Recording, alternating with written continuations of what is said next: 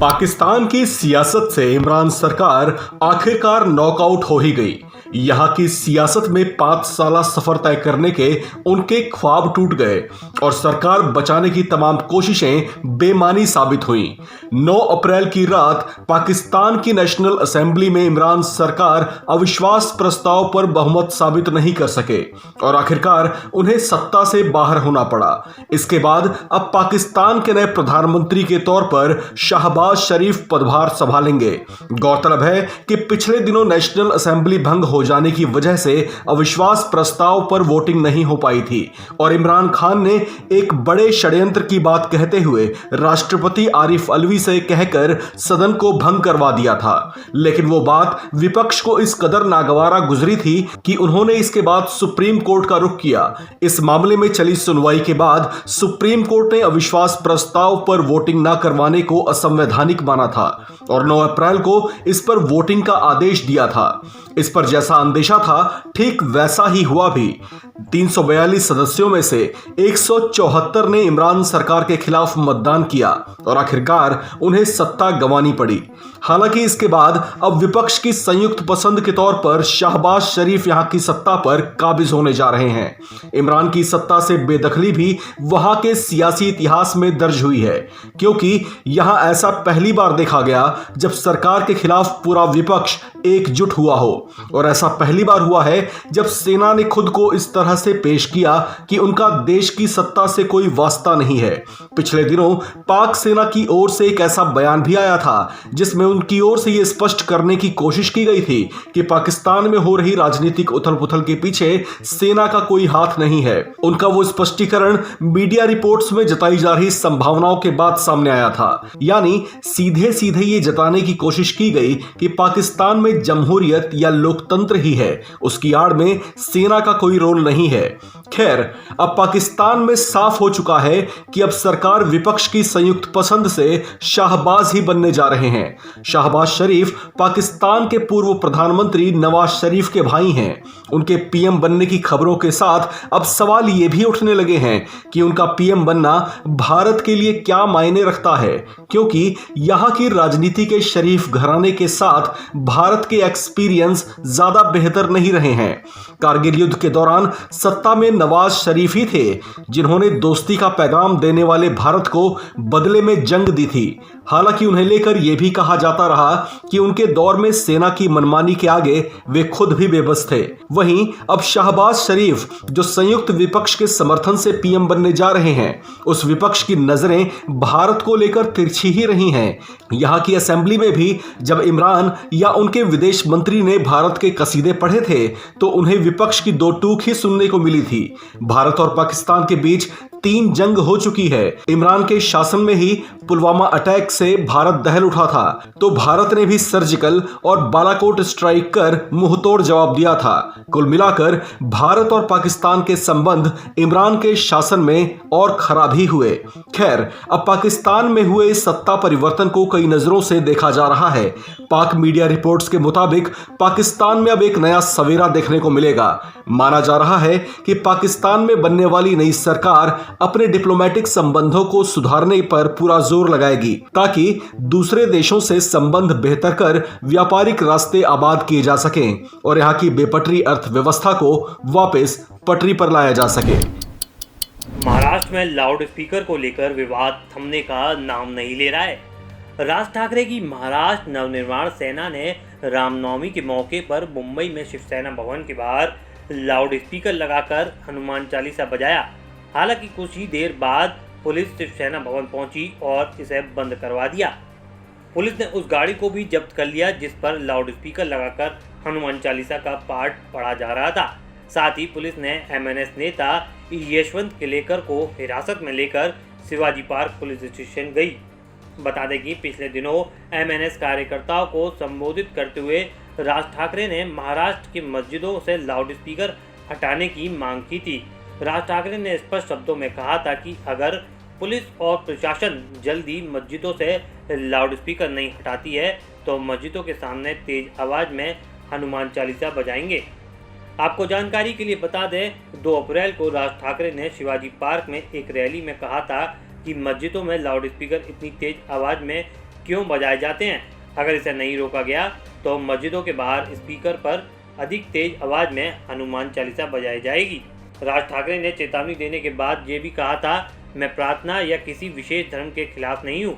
हर धर्म को प्रार्थना करने का अधिकार है, लेकिन मुझे अपने धर्म पर गर्व है, इसलिए इस बात का ख्याल जरूर रखा जाना चाहिए कि आपकी किसी चीज़ से दूसरे को परेशानी ना हो। राज ठाकरे के इस बयान के बाद एमएनएस कार्यकर्ता जगह जगह लाउड स्पीकर पर हनुमान चालीसा का पाठ बजा रहे हैं। इससे पहले कुल्ला और घाटकोपर में भी एमएनएस कार्यकर्ताओं ने लाउड स्पीकर पर हनुमान चालीसा बजाने की कोशिश की थी, जिसके बाद पुलिस ने इस पर कार्रवाई करते हुए कार्यकर्ताओं को नोटिस दिया था। आपको बता दें, अजान के मुद्दे पर शिवसेना सांसद संजय राउत ने पिछले दिनों कहा था कि महाराष्ट्र के गृह मंत्री ने भी नोटिस जारी किया था। नोटिस में कहा गया था कि अजान करते समय लाउड स्पीकर डेसिबल का स्तर कितना होना चाहिए, ये तय किया जाना चाहिए। बीएसपी सुप्रीमो मायावती ने अब राहुल गांधी के उस बयान पर पलटवार किया है जिसमें राहुल गांधी ने मायावती को लेकर कहा था कि उन्होंने यूपी में विधानसभा चुनाव लड़ा ही नहीं। मायावती ने कांग्रेस के पूर्व अध्यक्ष राहुल गांधी के उस बयान पर प्रतिक्रिया दी है जिसमें उन्होंने कहा था कि यूपी चुनाव के दौरान वो बसपा के साथ गठबंधन चाहते थे, लेकिन पूर्व सीएम ने कोई जवाब ही नहीं दिया। बता दें कि मायावती ने राहुल गांधी के इस दावे पर कहा कि वो अपना बिखरा हुआ घर संभाल लें। मायावती ने कहा कि कांग्रेस अपने बिखरे हुए घर को नहीं संभाल पा रही है। राहुल का मुझे सीएम बनाने का बयान गलत है। मायावती ने रविवार को प्रेस कॉन्फ्रेंस में कहा कि कांग्रेस पार्टी शुरू से घिनौने हथकंडे अपना रही है। उन्होंने कहा कि राहुल गांधी का ये कहना कि मैंने जवाब नहीं दिया, ये बात गलत है, इसमें कोई सच्चाई नहीं है। उन्होंने कहा कि कांग्रेस को दूसरी पार्टियों की चिंता करने के बजाय अपनी चिंता करनी चाहिए। मायावती ने कहा कि मैं राहुल गांधी के बयानों का खंडन करती हूं और किसी पर टिप्पणी करने से पहले 100 बार सोचना चाहिए। इसके साथ ही ये भी कहा कि बीजेपी से लोहा लेने के मामले में उसका खुद का क्या रिकॉर्ड रहा है, ये कांग्रेस को देख लेना चाहिए। इसके साथ ही पूर्व सीएम ने आरोप लगाया कि कांग्रेस ने दलितों के लिए कुछ नहीं किया। उन्होंने दावा किया कि साल 2007-2012 के दौरान यूपी में जब बसपा की सरकार थी तब केंद्र में सत्तारूढ़ कांग्रेस ने कोई मदद नहीं की। बीएसपी सुप्रीमो ने कहा कि राहुल गांधी मुझ पर बीजेपी से मिलने का आरोप लगाते हैं। मायावती ने कहा कि हमारी पार्टी का काम करने का तरीका बिल्कुल अलग है। चुनाव के बाद हर विपक्षी पार्टी के द्वारा नतीजों पर समीक्षा होनी चाहिए, लेकिन इस तरह की बातें बिल्कुल नहीं होनी चाहिए। उन्होंने कहा कि कांग्रेस का हाल अभी खिसियानी बिल्ली खंबा नोचे जैसा हो गया है। राहुल के बयान पर मायावती ने कहा कि राजीव गांधी ने भी बीएसपी को बदनाम और कमजोर करने के लिए कांशीराम को सीआईए का एजेंट बता दिया था। मायावती ने कहा कि अब उन्हीं की राह पर चलकर उनके बेटे भी इस तरह के आरोप लगा रहे हैं। मायावती ने कहा कि कांग्रेस बीजेपी की सेंट्रल एजेंसी से भी डरती है। आज देश भर में राम नवमी की धूम देखने को मिल रही है। धार्मिक मान्यताओं के अनुसार राम नवमी के दिन भगवान राम का जन्म हुआ था, इसलिए इसे राम जन्म दिवस के रूप में मनाते हैं। अयोध्या श्रद्धालुओं से खचाखच भर गई है। रामनवमी के मौके पर बड़ी संख्या में श्रद्धालु अयोध्या में रामलला के दर्शन करने पहुंचे हैं। कथा, प्रवचन और धार्मिक अनुष्ठानों की गूंज से माहौल भक्ति रस में डूबा हुआ है। श्री रामलला में भव्यता के साथ जन्मोत्सव मनाया जा रहा है।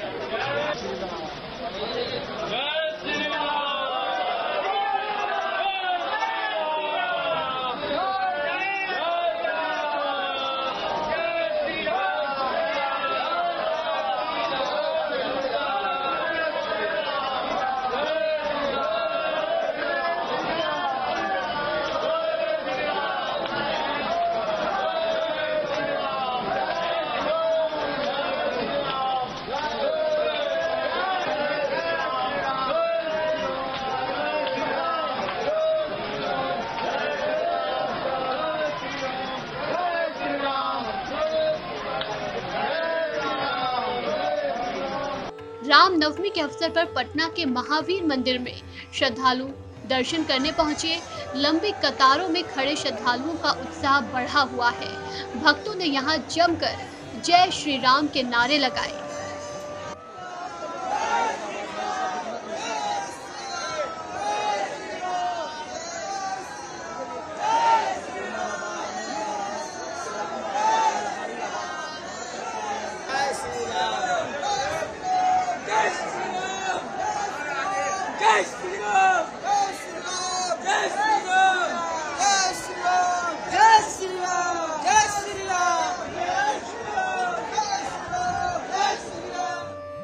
श्री राम जन्मभूमि के साथ ही देश भर के हजारों मठ मंदिरों में आज उत्सव का माहौल देखने को मिल रहा है।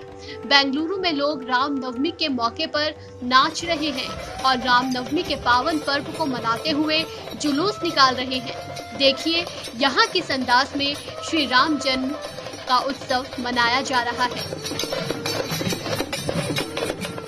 इसके अलावा जय श्री राम लिखकर राष्ट्रपति से लेकर प्रधानमंत्री तक ने देशवासियों को रामनवमी की शुभकामनाएं दी हैं। प्रधानमंत्री मोदी ने देशवासियों को रामनवमी की बधाई देते हुए ट्वीट करके लिखा, देशवासियों को रामनवमी की ढेरों शुभकामनाएं। भगवान श्री राम की कृपा से हर किसी को जीवन में सुख, शांति और समृद्धि प्राप्त हो। जय श्री राम।